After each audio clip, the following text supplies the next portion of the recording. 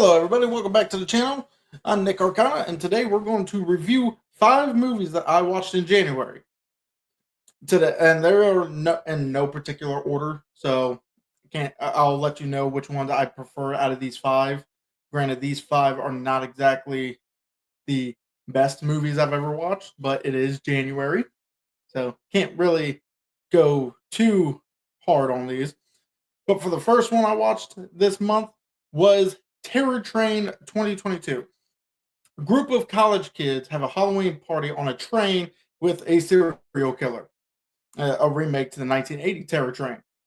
Now, this movie is a extreme shot-for-shot remake. Every single kill, even all the way up to the right before the last 10 minutes of this movie, is exactly what you watched in the 1980 version. The only difference is there's a little bit more blood, and the last 10 minutes introduces a different killer with a slightly different climax. Overall, I did like the acting. It was decent. The kills, like I said, were a little bloodier, which is also pretty for some gorehounds. That's pretty good.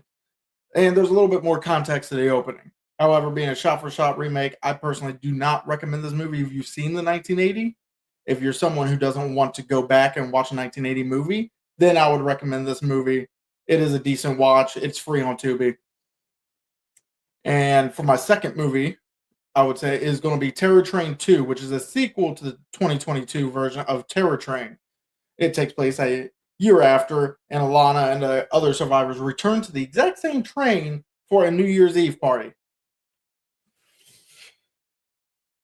My main issue is why would you go back to the exact same train on literally not even a year after the events that happened in the first movie?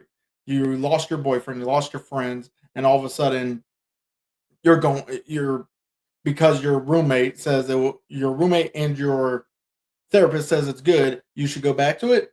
No, at least not on this exact same train, which I'm curious on even why they kept this train going, but I guess a series of murders is not going to really derail a train as long as the rest of the time is completely fine and dandy. But it's the same. But what I did definitely liked about this movie is it brings back a lot of the same characters. The only difference is the original killer who allegedly survived the first movie does not come back, and you get this pretty messed up alleged twist that she was killed sometime in between the first and the second by this movie's killer. And I gotta say, it's pretty anticlimactic. Same with this whole movie in general. The whole movie is pretty anticlimactic. I do appreciate the new story being told, but but it has a bad reveal, stupid motivation for our killer, and just a lot of bad decisions. Overall, I recommend this movie if you really want to see what the story is. Go for it. Otherwise, I'd say you can just stay clear of this one, and you'll probably be better off watching any other movie. Unfortunately, but if you want to support the actors, the directors, and all of them, because it is well shot, well acted. Now, for this next movie is probably my least favorite of this whole group.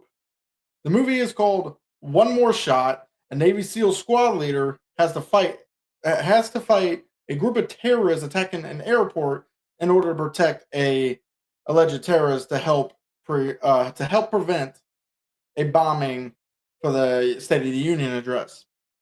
And it stars Scott Adkins and Michael Jai White. Automatically, I was hooked when I saw Scott Adkins and Michael Jai White. I like it when they're working together, especially ever since Undisputed 2. And they also did great together with Triple Threat. Uh, yeah, this movie somehow made car chase fight scenes boring.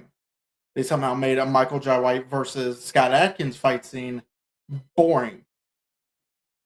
And overall, it does have some decent fights, but you can definitely tell these two actors are getting up in age. They probably don't want to strain their own bodies. But at the same time, I don't understand how you can make a fight scene like this boring. I personally do not recommend, but if you really want to watch it, I watched it on Netflix. Just don't come at me in the comments because y'all, because I'm saying don't watch this movie. Now this next movie I watched in theaters.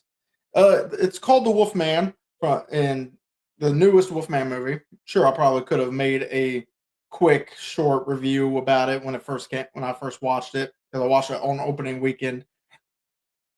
However, it took me a little while to think about what I wanted to say about this movie, but in a sense, a family goes to a family cat to the husband's cabin when they are attacked by a monster. And the husband, you know, through the trailers, you can tell the husband gets attacked, hurt, and is infected by whatever this creature virus is. Now, what I did like about this movie is it does look good. It is good editing. It has a lot of great editing, a lot of different tricks of the trade of switching different POVs between our monster main character and our female lead. The different takes of POVs is actually pretty good, including the fact that he cannot even start to understand human language at this point because he is turning into some type of animal. Uh, However, I will mention it's not really a werewolf movie. Don't expect this to be a werewolf movie going into it. It is a different type of creature. The only reason they call it a wolfman is because he is hairy, has claws, and has teeth. Doesn't really have a snout. It Calling it wolfman honestly was probably a bad idea because it is not a werewolf. It is something completely different. Something almost like a Wendigo, but not. It's hard to explain what this thing is without the audience watching it. But if you think it's a werewolf, probably. I could also be wrong. Movie doesn't give much context because during this whole movie, you're stuck in a cabin with no real context, and some movies are great with that. However, there are some things I definitely disliked about this movie. This movie's middle for me. Uh, does not, and that's doesn't hold my interest.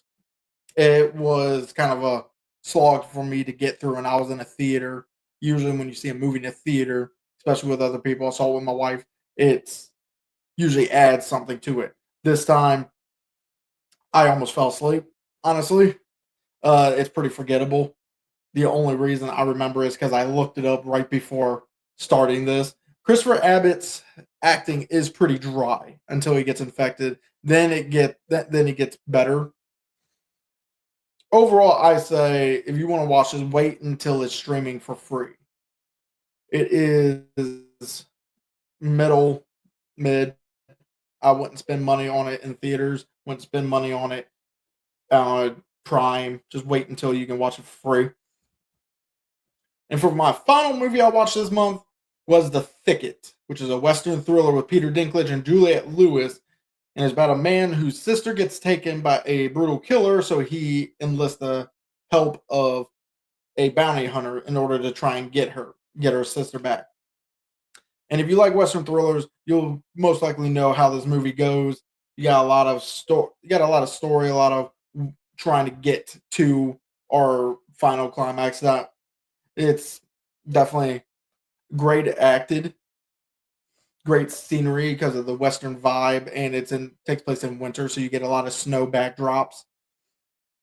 And Juliette Lewis and Peter Dinklage obviously steal the show with this. It's hard for them not to. Juliette Lewis having to play a ruthless killer who's supposed to be reminiscent to Billy the Kid, and she is downright intimidating at some scenes.